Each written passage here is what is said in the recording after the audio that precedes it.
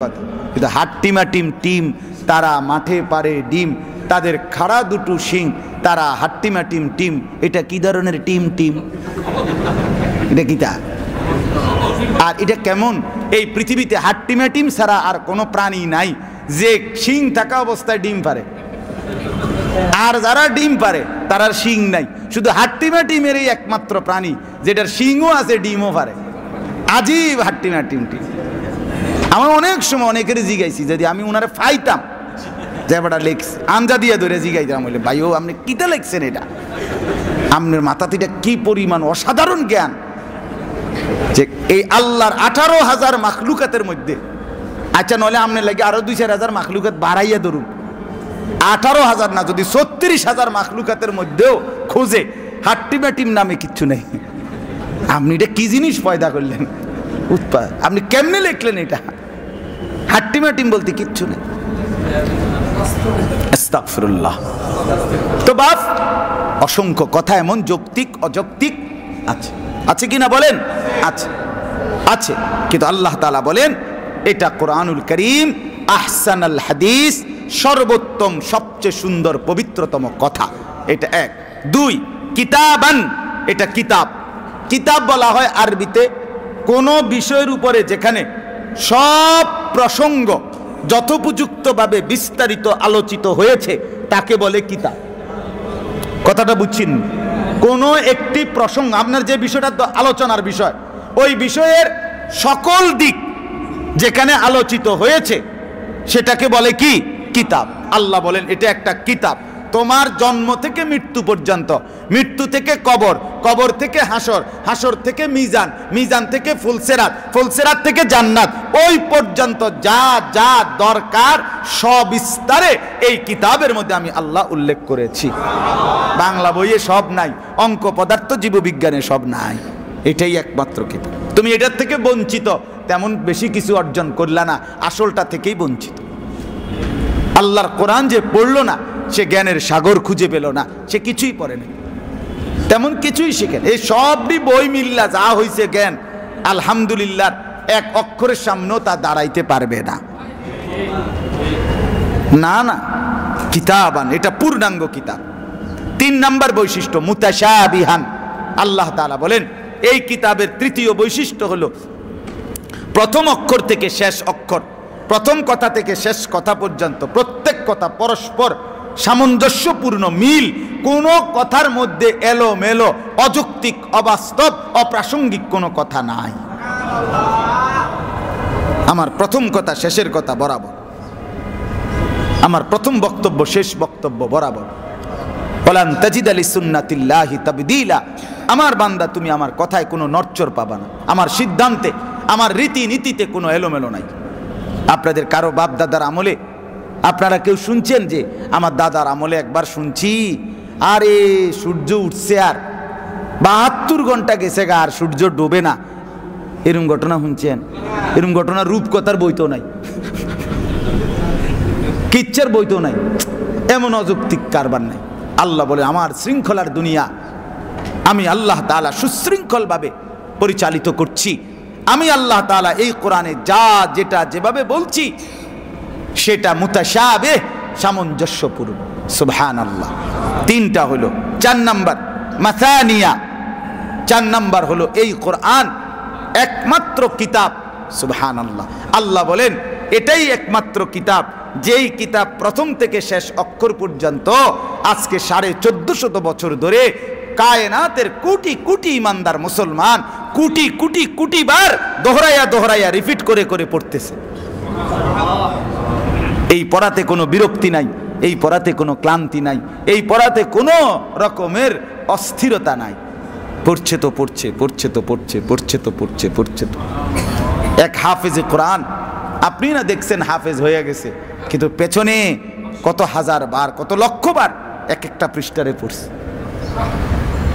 এইভাবে প্রতি মুহূর্তে মাসানিয়া, আল্লাহর জমিনে 24 ঘন্টা এই কায়নাতের মধ্যে কোথাও না কোথাও আল্লাহর কোরআন পড়া হচ্ছে। কোরআন তেলাওয়াত বন্ধ নাই, কারণ সব জায়গায় কোনো এখন একই টাইম না, একই টাইম সবখানে এখন 11:15 বাজে না।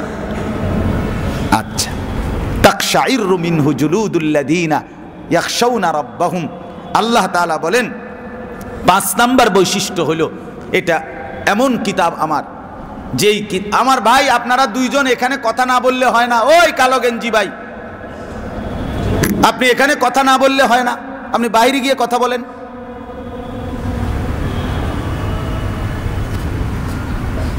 সব বুঝাই লইতেছে এখনই উনি।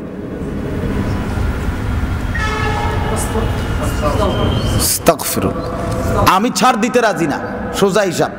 আমার জিন্দিগির সাধনা এটা বাপ। আমি প্রয়োজনে একবারই বলবো, একবার, ছাড় দিতে রাজি না। খামখেয়ালির এই জিন্দিগি বন্ধ করতে হবে, খামখেয়ালির এই জিন্দিগি। তাকশাইরু মিনহু জুলুদুল্লাযীনা ইয়াখশাউনা রাব্বাহুম। আল্লাহ তাআলা বলেন 5 নাম্বার বৈশিষ্ট্য হলো বান্দা আমার কোরআন এমন কিতাব যার অন্তরে আমি আল্লাহর ভয় থাকে। সে যখন এই কোরআন পড়তে থাকে, শুনতে থাকে, তার শরীরের চামড়ার উপরে যে লোমগুলো সেগুলো দাঁড়ায় যায়, তাকশাইরু, শিহরে ওঠে, শরীরে লোম দাঁড়িয়ে যায়। এটা কোরআন, এটা কোরআন। আরে নওজওয়ান ভাইয়া, কোরআন পড়তে পারেন নাই জীবনে, কি পড়ছেন?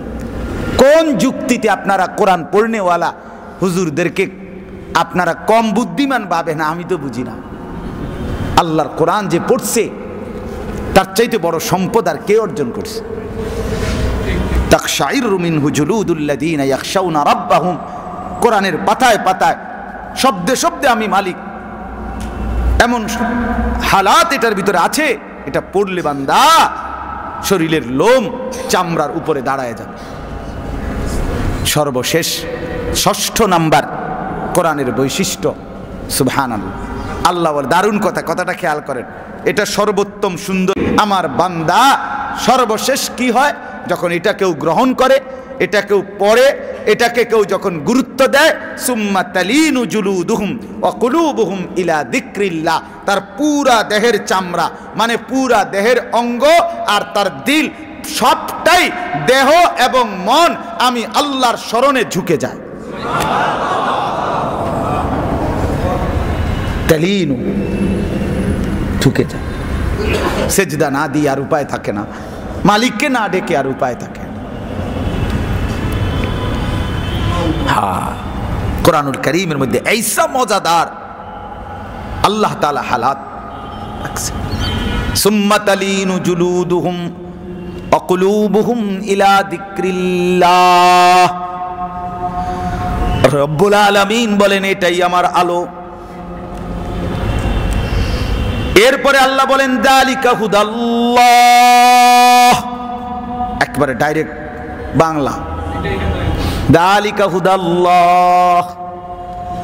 রব্বুল আলামিন বলে, বান্দা তুমি তো হেদায়েত চাচ্ছিলে, আলোর পথ চাচ্ছিলে বান্দা, আমি বললাম যালিকা হুদাল্লাহ, এটাই আমি আল্লাহর হেদায়েত। কোনটা বলেন? কোনটা? ইয়াহদি বিহি মান ইয়াশা। আমি রব্বুল আলামিন হেদায়েত দিয়ে থাকি, আলো দেখিয়ে থাকি, আখিরাতের পথ বলে দিয়ে থাকি, যাকে ইচ্ছে করি তাকে এই কোরআনেরই মাধ্যমে। ইয়াহদি বিহি, বিহি এটাকে বাদ দিয়ে হেদায়েত পাবা না, এটাকে বাদ দিলে আলো পাবা না, এটাকে বাদ দিলে জিন্দেগির কোনো গন্তব্য খুঁজে পাবা না। ভোগ করতে পারবা দুনিয়া, আগামা তার পাইতেন না আর কি। ভাত মাছ চাল ডাল, বউ বাচ্চা, আনন্দ ফুর্তি, পার্ক, বিনোদন, হ্যাঁ, এই তামসা, এই বেডির নাচ, মানুষের নাচ দেখুন, এটা তো মিলবে, কিন্তু আলো আর পাইতা না, হেদায়েত পাইতা না, সুনির্দিষ্ট গন্তব্য আর পাবে না। এজন্য কোরআনবিহীন জিন্দিগি কোন মানুষ, এটা একটা সহজ কথা, এটা ইনসাফের কথা, চ্যালেঞ্জিং কথা, এটা যে আল্লাহর কোরআন যে পড়ে নাই সে ভিন্ন কিছু দিয়া ভদ্র হইছে, নম্র হইছে, অন্য কিছু দিয়া সে পূর্ণাঙ্গ মানুষ হয়েছে। আল্লাহর কসম, এটা হতে পারে না, হতে পারে না, হতে পারে না।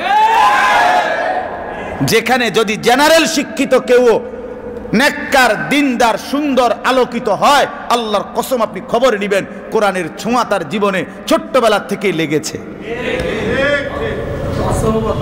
হ্যাঁ, তার বাবার চোখের পানি ছিল, তার বাবা কোনো আল্লাহওয়ালার কাছে তারে নিয়ে গেছে আনছে, মক্তবের ছোট্টবেলা কোনো হুজুরের দোয়া ছিল, কোনো হুজুরের সবক ছিল, কোনো মক্তবের হুজুরের কাছ থেকে হলেও, কোনো নুরানির শিক্ষকের কাছ থেকে হলো 2-4 কলম দিন শিখছে, বিনিময়ে কিছুটা সভ্য ভদ্রতার আলো পাইছে। অন্য কিছু দিয়ে আপনি আলো পাবেন না, হেদায়েত পাবেন।